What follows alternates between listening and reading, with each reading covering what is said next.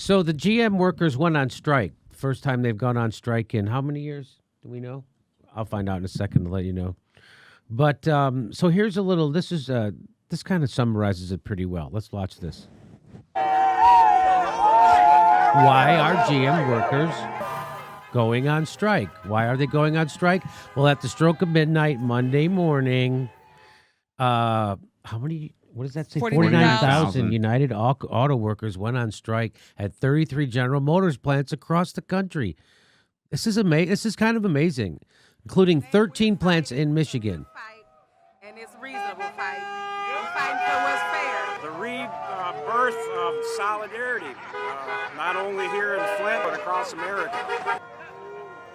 It's the union's first strike against GM in more than a decade, 12 years. Workers are disputing the new 4-year contract proposal by GM. What some of their disputes? Health care. Pay for our health care. We do a lot. The repetition, it wears you down. Healthcare, temporary workers. What do they want to do with temporary workers? Temporary workers hired. These people are hard workers and need to be treated fairly. I'd like to see them get the full wage and benefits. So temporary workers don't get paid what a union worker gets and what a full-time worker. So they're saying you're exploiting these people by calling them temporary. Let's get rid of that. I'm all for it. They are making money and they just need to start sharing it with the workers. Now, we went without a raise. So we're talking about pay raises. This is another thing. This is a third thing. So healthcare, temporary workers, pay raises.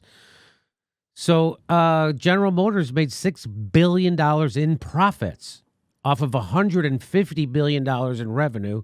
They made $6 billion in profit.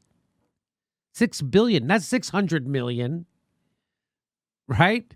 $6 billion, 10 times $600 million.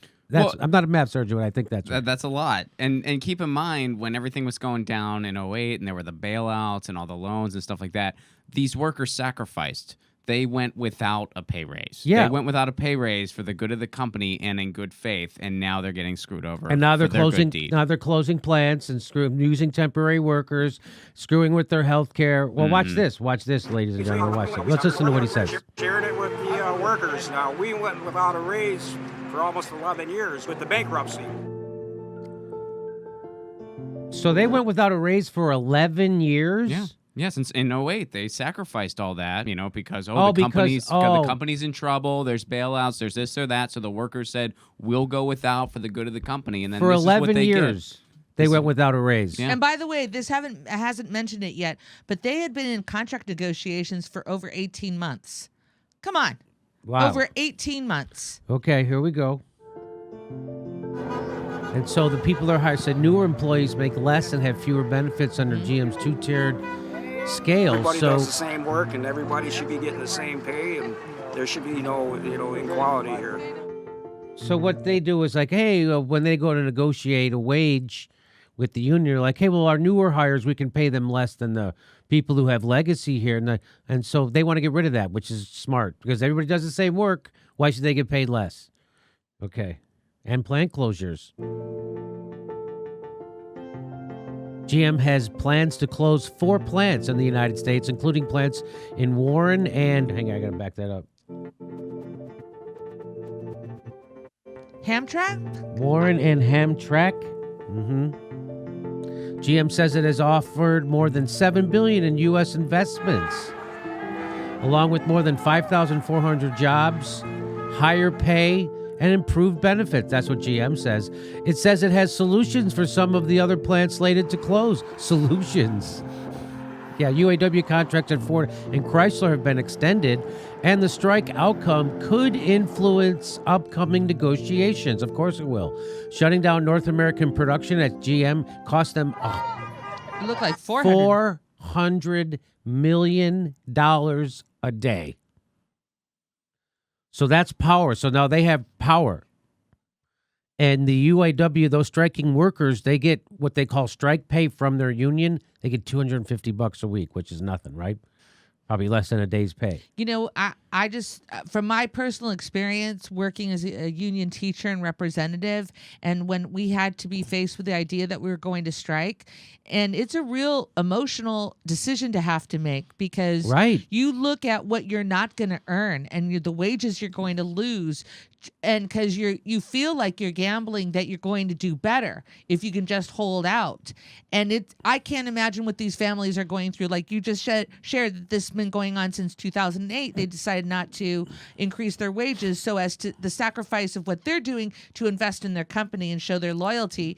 And GM has no problem turning their back on their workers. The people who generate and this that is revenue. terrifying. You know, when you see $250 a week. And so they get a bailout from the government when they run their company into the ground. And as Chomsky points out, we didn't have to. Why would we bail out that company and give it right back to the people who drove it into the ground? Like, that doesn't make sense. That you could have restructured it and you could have had it be worker owned. You could have had it make things that people actually needed, he says, like high-speed rail, stuff like that. You could have done a lot of things with that. You didn't have to just give it back to the capitalist or money. Just give it to them. Try again. Yeah, go again. I'm sure you've learned. And what do they do? Of course, they're doing it on the...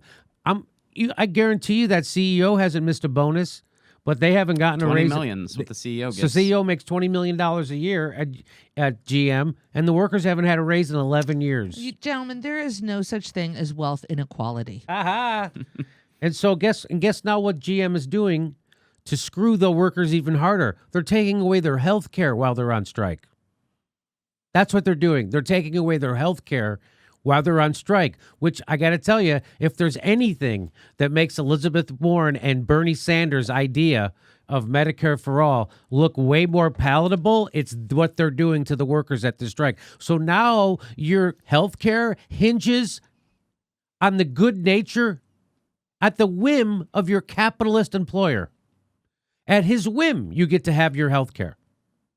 Isn't that something? Because if you exercise your right as a worker to organize and strike, they'll take your health care away, which is why we don't see general strikes in America, in the United States, because we don't have health care. Yeah, and now the union has to foot the health care costs. Right. So that $250 a week might go down further now. Correct. So this is all by design.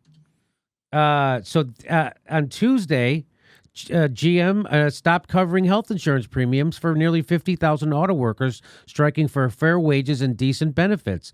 The move shifts healthcare costs to the union, like you said, Ron, which will be forced to reach into its strike fund to pay the bills. GM's decision to yank healthcare coverage away from their dedicated employees with no warning is heartless and unconscionable, said Mary Kay Henry, who's the president of the SEIU. The auto workers' nationwide strike, described as the largest in more than a decade, began just before midnight on Sunday after negotiations between UAW and GM broke down, with union leaders and members accusing management of proposing insulting wage increases and paltry benefits. Of course they are. Again, nobody's ever going to... Power concedes nothing, right? And what's interesting is I bet, like Steph was saying, that it's a hard decision to make to go on strike. And I bet they got a lot of the impetus and courage to go on strike from the striking teachers unions that have been successful. And that's why they I don't know if you noticed, when the teachers went on strike, they fixed those strikes. They solved them right away. They settled those strikes immediately. And as we made the point on this show before, is because strikes are catchy. They start to catch on. People see they have power when they organize and band together, and this is a big deal. This is the biggest strike in more than a decade, more than a nationwide strike, biggest one in more than a decade. So I'm all for it. Let's see what happens. GM's move comes as the impasse between the union and management show few signs of ending. We sacrificed for GM, and now it's time for GM to share the wealth, said Stephen Frisk, who's a union steward. They paid essentially no taxes last year. GM. And they act like they're broke. They have made record profits for the last 4 or 5 years. When their CEO, Mary Barra, is making over $20 million a year, and they say they don't have enough money to pay their employees on the floor, then I have an issue with that, and I think all of us do. and this is from the Washington Post, says, which reminds us of something very important about healthcare reform. No matter what form it takes under the next Democratic president, we have to move away from the ridiculous system where the insurance you have and whether you have insurance at all is dependent on the benevolence of your boss. And I couldn't agree with that more. Why is your health care tied to where you work? Would you have your car insurance tied to where you work, or your house and homeowner's insurance tied to where you work? But Jimmy, the problem is a lot of Americans want the choice to either just have health care or have health care depending on whether their boss wants to give it to them or not. They want to have that choice. We don't want to take that away Mayor from Pete them. says, I trust American people to vote with their feet. He trusts all the CEOs at the private dinner. Yeah. So there you go. Another reason why we should have Medicare for all, because it hinders when you don't have it, when people rely on their health care from their employer. This is what hinders actual direct action. People putting on the yellow vests and getting in the street because I got a kid with diabetes. I can't lose my health care. If I don't go to work, I'll lose my... You get that. I get it too. That's why a lot of other countries do it way quicker. Yeah. A lot of other countries, because they're able to, they do it way quicker. But you know what? Go ahead. Well, like places like France and Germany. And, they strike quicker. Quicker, yes. Yeah, they go on strike because they know it's effective and they're able to do it because they do have health care. They strike all the time. Mm-hmm. The train work, Italy, France, they're always striking. Go ahead, Steph. Well, I was just thinking about the whole idea of it's nice that Mary Barra is a female and still able to show her grit and exploit the workers. So that's one thing. She's got equal rights going for her there too, which is fun. But did anybody scream at the top of their lungs, where are you going to find the money to bail out GM? Yeah, right. Where's that money going to come from? Where are you going to find that money to bail out, give corporate welfare, and they don't pay taxes for a year? Hey, did you pay taxes last year? I paid taxes last year. But GM doesn't get it. So they get to continue to have bad financial practices. They get to pretend that they're capitalists when they're just trying to screw the consumer and absolutely bend over their employees. That is not the model that we should be loyal to. And yes, I am so proud of these union workers, and I'm never going to buy GM. I know that already. I'm never going to. Well, I will when the union settles their contract. I want to support union workers. Right? It would be great to support them, but everybody who supported them since they were bailed out in 2008 and they haven't had a wage increase. Right. I know. Imagine what it's like to work at an auto worker that doesn't have a union. Because everywhere, if you go to Japan, their unions are on the board of the company, right? Same thing in Germany, where they all union workers. Well, which company? I believe it's Nissan, where like every shop is unionized except for like one in the U.S. So there's 50, right? Something like that. So the last time I checked the statistic, it was 50. They had 50 plants worldwide, and only 3 of them were non-union, and those were the 3 they had in the United States. Mm-hmm. Yeah. So there you go, and they sell it to, Americans as right to work. You get right to work. Yeah, you get right to work for lower wages. Yeah. Yeah. So we're all for the strike, and look, that's another reason why we should have Medicare for all. Single payer, not tied to your goddamn employer. And let's remember that these people have children. Yes, that's and right. And can you imagine if you have a child and you live anywhere in Flint, Michigan, and your child has somehow been poisoned by the water, that you think you should get clean water in your community. If you have a kid and your child is sick and you're working in Flint, Michigan, and you are working for GM, you need health care for your children. Oh. You need health care for your family. family. Everybody needs health care for their children. Yes. No matter where you're living. I agree. Yeah. I agree. But how awful that they're being held hostage by this move. Yes. And how outrageous that more government officials aren't explaining to GM. Well, the government officials are in bed with GM. They're not in bed with the workers. Although people would say that the union, the union's political action is always not the best either. Sure. They'll support neoliberal bullshit. Well, sometimes the members are consulted, and the people at the top just make the decision. That's right. Well, that's how I felt. Yes. That's what happened with the teachers union. Mm-hmm. I wasn't ever consulted about who they were going to throw their support behind. To put their their support behind Hillary Clinton over Bernie Sanders. And that's not what the rank and file wanted. And, this also connects to superdelegates. That's right. Superdelegates can do anything that they choose Right. to do. They have no loyalty to the constituency that they're And Bernie they're signed on to representing. that system. Just remember that they all got together and they all agreed to this bullshit system of fucking superdelegates in the second round, which they should have never agreed to. But they did. Why? Why would you fucking say yes to that? You're supposed to say no superdelegates. They went, okay, we'll compromise superdelegates in the second round, and now all they have to do is have a second ballot, and the superdelegates are going to choose. And Bernie and all those people on the Unity Commission signed off on it, which I think is a huge tactical mistake at the very least. Jimmy, I just want to go back because you have this in front, and it says, that you have to be dependent on the benevolence of your boss. Yeah. And a lot of people don't understand why it's so important to have a union.